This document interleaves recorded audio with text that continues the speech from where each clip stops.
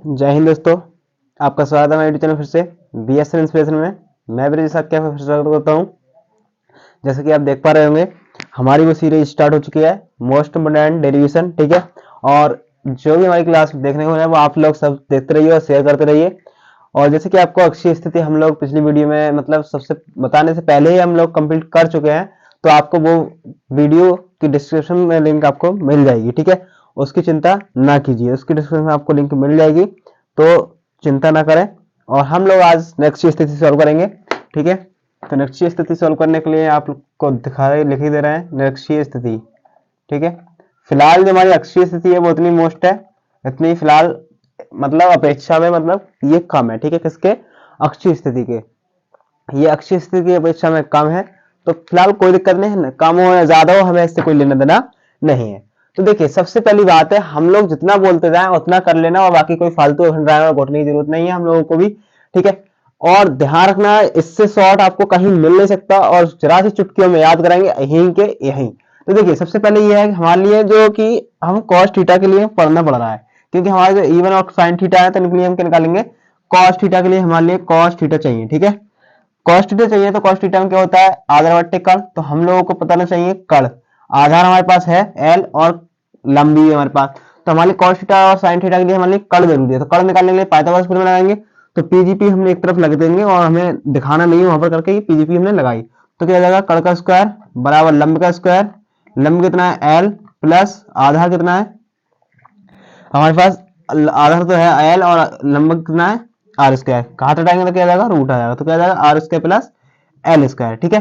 ये हमारे पास आ जाएगी पीजीपी प्रीमिस से, हाथ हटाएंगे रूट आ जाएगा उधर, और ये हमारी निकल के आ गई दूरी कितनी आ गई, root L square plus R square, ठीक है। और ये कितनी निकल के आ गई हमारी, R square plus L square. कुछ भी ले सकते हैं आगे पीछे हम लोग, ठीक है। तो दिक्कत हो तो नहीं बता सकते हैं आप लोग, ठीक है। तो देखिए स्टार्ट करते क्लास को, इसे मध्य बिंदु ओ मान लेते हैं, ठीक है। तो देखिए सबसे पहले मेरे लिए चित्र की भाषा समझना सीख लीजिए, चित्र क्या है क्या। कहीं के आपको दो दो चित्र बनाने की जरूरत पड़ती है, पर हम लोग दो चित्र न बना के एक चित्र में ही हमने कन्वर्ट कर लिया है, ठीक है। देखिए सबसे पहले हम लोग थ्योरी को लिखने का एक तरीका होता है कि लिखेंगे, माना कि एक वैद्युत द्विध्रुव कोई ए बी है, ठीक है। वैद्युत द्विध्रुव ए बी है, आपको पता है ए बी है, जिसका परावर्तक किसी ऐसे माध्यम में रखा है जिसका परावर्तक के है, ठीक है। इतना लिखना है। के बाद लिखना क्या है कि इसके मध्य बिंदु ओ से लंब अर्धक, मतलब लंब है, ठीक है। अर्धक मतलब सीधे बिल्कुल, लंब अर्धक आर से दूरी पर कोई बिंदु P है जहां वैद्युत क्षेत्रीय तीव्रता ज्ञात करनी है। ये हो गई मेन थ्योरी इसकी, ठीक है। तो लिखते हैं जरा, तो लिखेंगे माना कि ए बी कोई वैद्युत द्विध्रुव ए बी है जो किसी ऐसे माध्यम में स्थित है जिसका परावैद्युतांक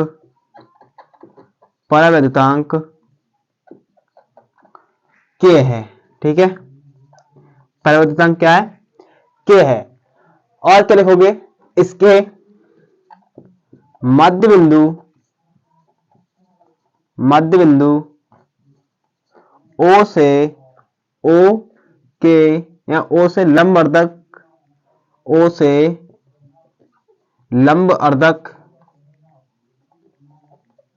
आर दूरी पर ये, ठीक है। आर दूरी पर कोई बिंदु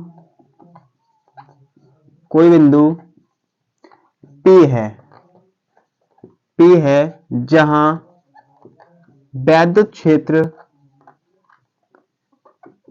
की तीव्रता ज्ञात करनी है, ठीक है। क्या करनी है, वैद्युत क्षेत्र की तीव्रता ज्ञात करनी है। तो बताइए कोई दिक्कत है हमारे लिए, आप हमारे लिए नहीं मतलब आपके लिए कोई दिक्कत है तो आप लोग कमेंट में मैसेज कीजिए। हमारे लिए कोई, अगर आपको कोई दिक्कत हो रही है हमारे पास से कमेंट में मैसेज कीजिए, इस चक्कर से हम आपको आगे की जानकारी दे सके, ठीक है।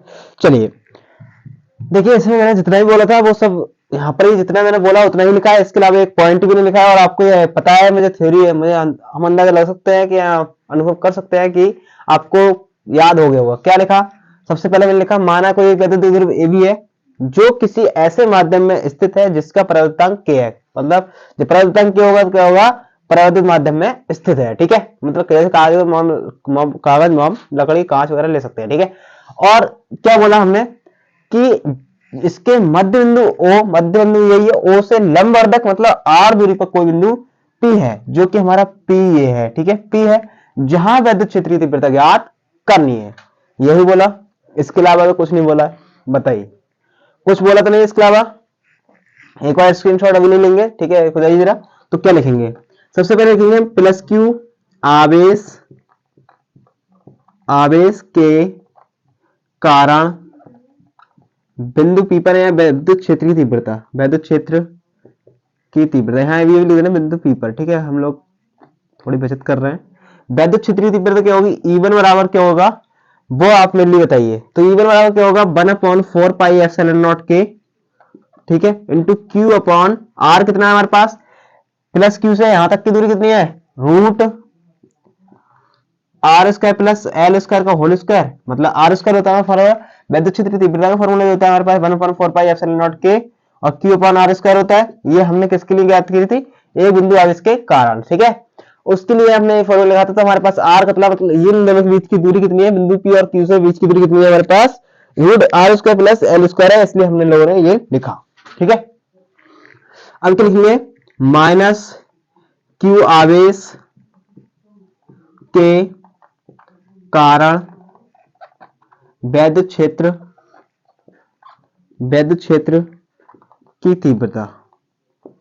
ठीक है, वैद्युत क्षेत्र की तीव्रता E2 बराबर क्या हो जाएगा हमारे पास? 1/4 पाई एप्सिलॉन नॉट के।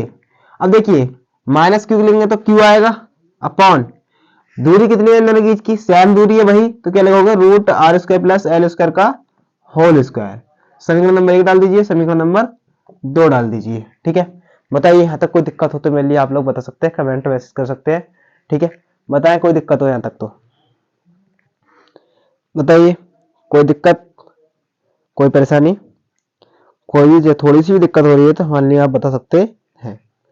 बताइए कोई दिक्कत हो तो नोट कीजिए, यहाँ तक स्क्रीनशॉट ले लीजिए, इसको मिटाते हैं फिर दोबारा सॉल्व करते हैं। ठीक है, आगे चलिए मिटाते से।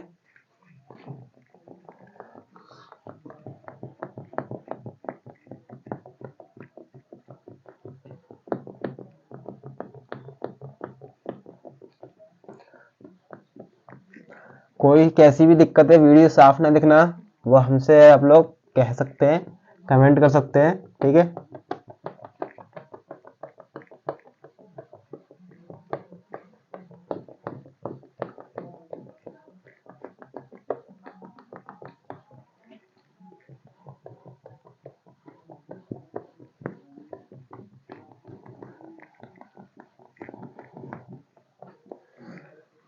चलिए आगे की थोड़ी थ्योरी है वो लिखेंगे जरा।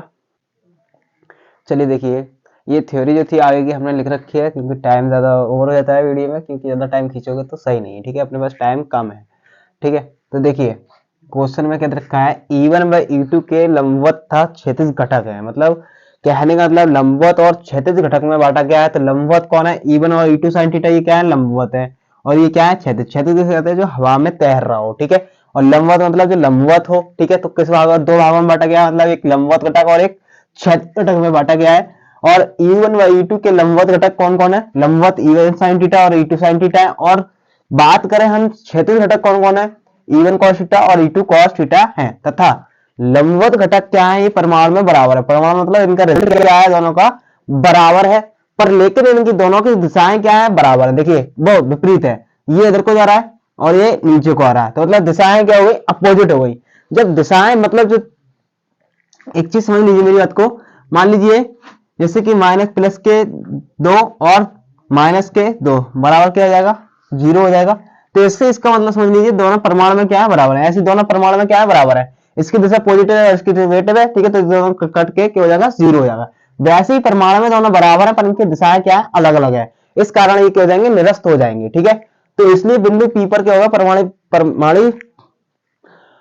परिणामी विद्युत क्षेत्र की तीव्रता जो होगी वो किसके कारण होगी, क्षैतिज झटक के कारण होगी, क्योंकि ये आपस में निरस्त नहीं होंगे, क्योंकि इनकी दशा क्या है, एक ही है, इसलिए ये निरस्त नहीं होंगे। बताइए कोई दिक्कत यहां तक? तो बताइए, ये कोई थ्योरी ज्यादा लंबी चौड़ी नहीं है, इतना आसान शॉर्ट करा के चल रहे हैं, इसके अलावा आसान इससे कोई पूरी यूट्यूब पर नहीं देगा, ठीक है। एक आध हो तो कह नहीं सकते। E1 बाई E2 के दो भागों में बांटा गया, इतना आपको पता ही है, ठीक है, दो भागों में बांट दिया गया। और इसके बाद बोला है कि इनके E1 sin थीटा और E2 sin थीटा क्या है, इनके लंबवत घटक है, और क्षैतिज घटक कौन कौन है, E1 sin थीटा और E2 sin theta, E2 cos theta और E1 cos थीटा क्या है जी, हमारे क्षैतिज घटक है। अब बोला क्या तथा ये क्या है, दोनों परमाणु में बराबर है, कौन, लंबवत घटक दोनों परमाणु में बराबर है, ठीक है। और क्या बोला है कि ये आपस में दोनों परमाणु में बराबर है, लेकिन इनकी दिशा क्या है, विपरीत है, इसलिए क्या हो जाएंगे, निरस्त हो जाएंगे, मतलब इसकी आपको दिखा दिया जाएगा, एग्जाम्पल के द्वारा बताया दिया जाएगा कि ये दोनों आपस में निरस्त कैसे हो जाएंगे, मतलब माइनस के दो और प्लस के दोनों परमाणु में बराबर, पर इनके चिन्ह है नेगेटिव और पॉजिटिव में, मतलब विपरीत है, इसलिए क्या हो जाएंगे, मतलब जीरो हो जाएंगे, निरस्त हो जाएंगे, ठीक है। तो हमारा घटक बचेगा वो कौन सा बचेगा, E1 cos theta E2 cos theta बचेगा, ठीक है। तो हमारा E1 cos थीटा और E2 cos थीटा बचेगा, तो हमारा क्या होगा, क्षैतिज घटक के कारण, मतलब जो क्षैतिज घटक है उसके कारण हमें बिंदु P पर विद्युत क्षेत्र की तीव्रता निकालनी होगी, ठीक है। चलिए तो क्या लिखेंगे, बिंदु P पर परिणामी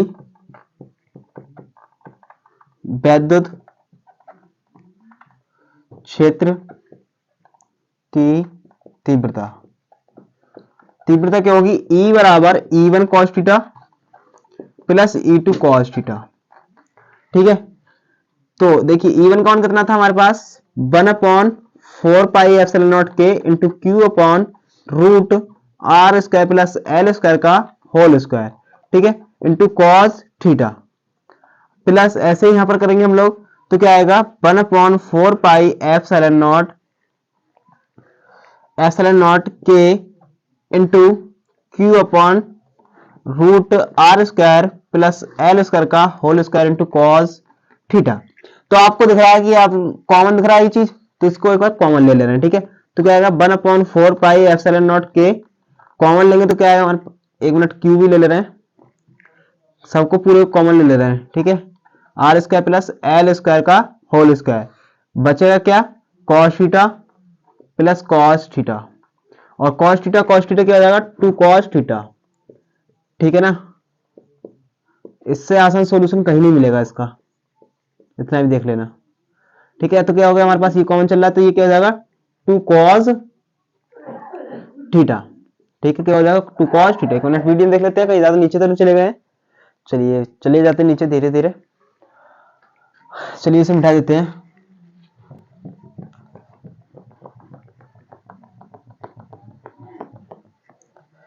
अब देखिए हम लोग क्या करेंगे, अब आपको पता है cos थीटा और ये फॉर्मूला लगाता हमने आधा बट्टे कड़, तो हम लोग cos थीटा का मान लगाएंगे 1/4 पाई एप्सिलॉन नॉट के into Q upon root R square plus L square का होल स्क्वायर। cos थीटा का मान क्या होगा, दो यहाँ पर लिख रहे हैं, 2 गुणा cos थीटा का मान होगा आधा बट्टे कड़, आधा कितना है हमारे पास l, बट्टे क्या होगा हमारे पास, कड़ क्या होगा हमारे पास, root R square plus L square, ठीक है। इन दोनों की मल्टीप्लाई करेंगे तो क्या आएगा, 1/4 पाई एप्सिलॉन नॉट के इंटू क्यू इंटू 2l, मतलब 2 एकम 2l, ठीक है, बट्टे क्या होगा हमारे पास, देख लीजिए, सबसे पहले गुणा में जब होती है, मतलब a की पावर m इंटू a की पावर n, ऐसे मान लीजिए, तो क्या हो जाती है, पावर में आपस में गुणा हो जाती है, तो m इंटू n। तो देखिए गुणा करेंगे आपस में, नीचे घातांक अलग अलग है और चर समान है, तो क्या होगा हमारे पास, आपस में उनकी गुणा हो जाएगी। तो रूट का मतलब क्या होता है, 1/2, ठीक है, और इसका रूट का मतलब क्या होता है, 1/2, ठीक है।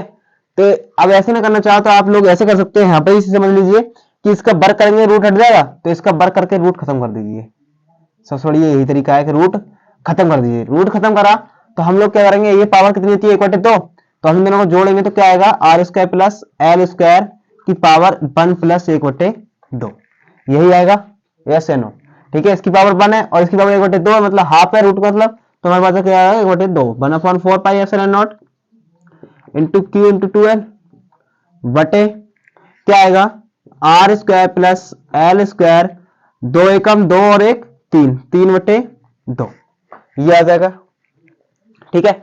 अब इसके बाद हम लोगों को करना क्या होगा, तो लिखेंगे L square less than R. ठीक है, इसका मतलब ये है एल स्क्वायर को नगण्य मानने पर, मतलब आर का मान, वो एल का मान, एल स्क्वायर का मान आर के अपेक्षा में बहुत ही छोटा है। तो हम लोग क्या लिखेंगे, एल स्क्वायर को नगण्य मानने पर। ठीक है, नगण्य मानने मतलब जीरो मानने पर। ठीक है, एक मिनट देख लेते हैं, यहां तक सही चल रहे हैं।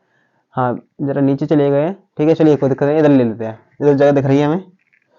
अब इसके बाद हम लोग क्या करेंगे, इसके बाद आपको सॉल्यूशन करना है, तो क्या होगा, L square 1/4 pi epsilon not के क्यू इंटू 2l बटे, क्या लिखेंगे हम लोग, आर स्क्वायर को जीरो मानेंगे तो मतलब सिर्फ आर की पावर 2 पावर 1/2/3। तो ये डायरेक्ट सॉल्व करेंगे, थोड़ा एक मिनट। देखो पावर के ऊपर पावर गुणा होती है, तो मतलब घात से घात खत्म कर दे, मतलब कहने का मतलब ऐसे समझ लीजिए, ए की पावर एम की पावर एन, तो पावर की पावर ऊपर होती है तो क्या हो जाएगी एम एन। ठीक है, आप जो गुणा करोगे तो क्या हो जाएगा, 2 से 2 खत्म हो जाएगा, तो क्या जाएगा हमारे पास, तो एक मिनट देख लीजिए, तो क्या आएगा हमारे पास 1/4 पाई एप्सिलॉन नॉट के इंटू क्यू इंटू 2l होगा, और बटे आर की पावर कितनी हो जाएगी, 3 हो जाएगी हमारे पास। ठीक है, आर की पावर 3 हो जाएगी, तो हम लोगों को करना क्या है, अब देखिए आपको पता है वट करके लिख देंगे 1/4 पाई एप्सिलॉन नॉट के क्यू इंटू 2l बराबर होता है वैद्युत द्विध्रुव आघूर्ण। ठीक है, तो क्या होता है पी बराबर, तो पी अपॉन आर क्यू। इसके बाद क्या करना है वो सुन लीजिए, एक मिनट देखते हैं, तो सही कुछ आ रहा है सब, मतलब ऊपर लिखना पड़ेगा, थोड़ा मिटाना पड़ेगा। ठीक है, जरा लास्ट एक दो लाइन बची है, यहां तक तो निकल आया फिलहाल हमारी। अब बस ये निकलता आया वैद्युत क्षेत्र की तीव्रता ई बराबर पर इतना है कि हमारे निर्वात और वायु में और निकालनी। ठीक है,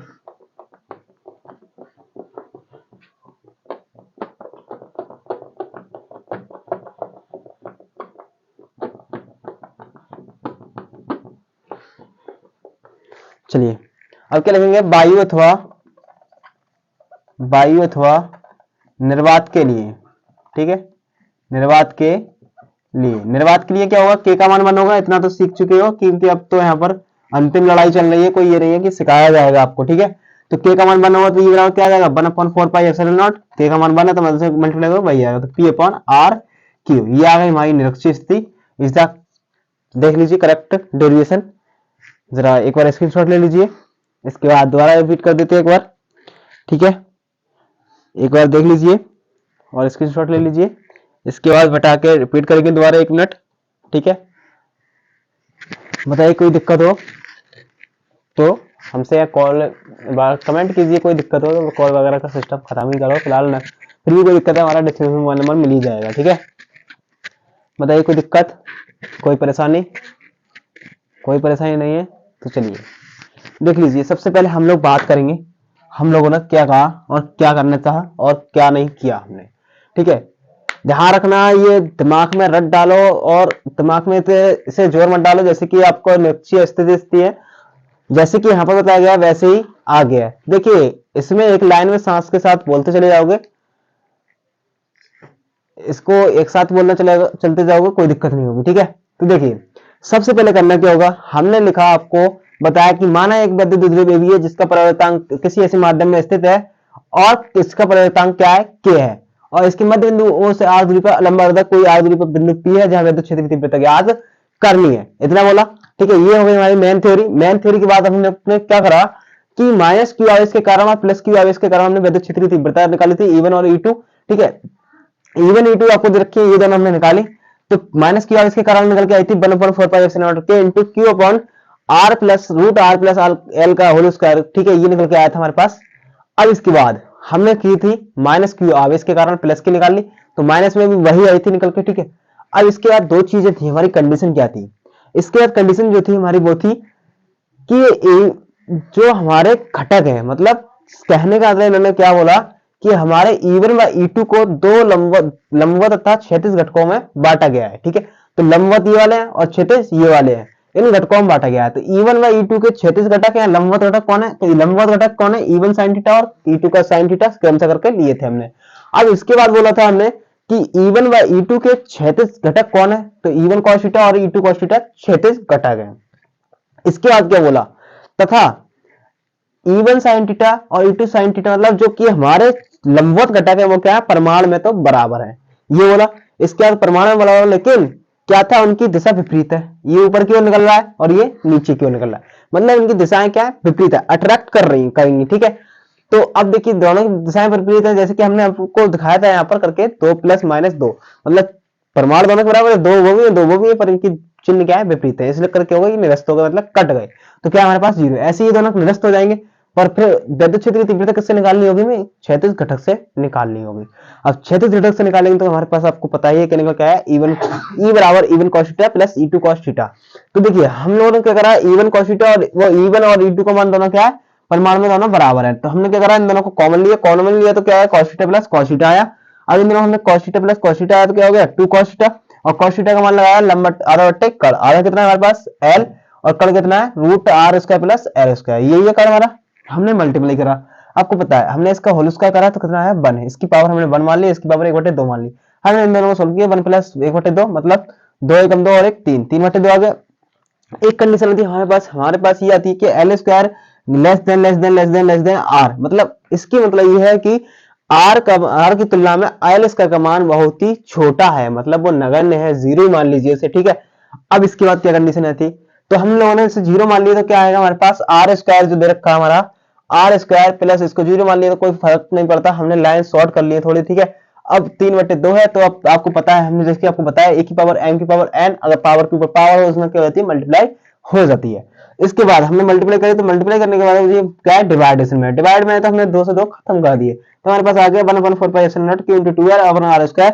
और आपको पता है q × 2l बराबर क्या होता है, हमारे पास वैद्युत द्विध्रुव आघूर्ण होता है, जिसे हम कहते हैं p से प्रदर्शित करते हैं, डिनोट करते थे, ठीक है। अब इसके बाद हमने निकाला था बाह्य त्वरण निर्वात के लिए k बराबर 1, k का 1 लगाया तो हमारे पास आया E बराबर 1/4πε0 q/r3, p/r3 निकल के आ गई हमारी वैद्युत क्षेत्र की तीव्रता, किसके स्थिति में, निश्चित स्थिति में निकल कर आ गई, जिसका नाम दूसरे स्थिति ये पूछ सकता है, अनुप्रस्थ स्थिति से आप वैद्युत क्षेत्र की तीव्रता का व्यंजक प्राप्त कीजिए, ऐसे भी आ सकता है क्वेश्चन। तो क्वेश्चन की कह नहीं सकते कैसे क्वेश्चन आ जाए, ठीक है। बताइए कोई दिक्कत हो, हम आपके साथ हैं, बताइए कोई दिक्कत हो तो बता सकते हैं आप लोग, कोई दिक्कत है तो, थोड़ी सी भी दिक्कत है उसको हल्के में न लें, ठीक है। हमारा यही कहना है कि इसको थोड़ी सी भी दिक्कत है उसको हल्के में न लें। फिलहाल हम लोग एक एक करके सभी वीडियो को, मैं आज फिलहाल हमने एक ही लेक्चर लिया है, आज हम इस क्लास में इतना ही लेना चाह रहे हैं। अगली क्लास में लेके आएंगे वैद्युत, पहले गॉस की प्रमेय लेके आएंगे, गॉस की प्रमेय की उपपत्ति, और उसके बाद गॉस की प्रमेय का जो समांतर प्लेट से, वो समांतर प्लेट नहीं, बार बार वही रट गई है, जो हमारा बेलनाकार से है उसका अनुप्रयोग लेंगे। इसके बाद आएंगे फिर नेक्स्ट स्थिति, अस्थिर स्थिति वैद्युत विभव के कारण, ठीक है। इसके बाद फिर हम आते रहेंगे धीरे धीरे और एक एक वीडियो लेके आएंगे डेली, और वीडियो को लाइक एंड शेयर करते रहिए ताकि हम लोग क्लास लेकर आते रहें, ठीक है। मिलते हैं नेक्स्ट क्लास में, तब तक बाय बाय, टाटा, जय हिंद, जय भारत।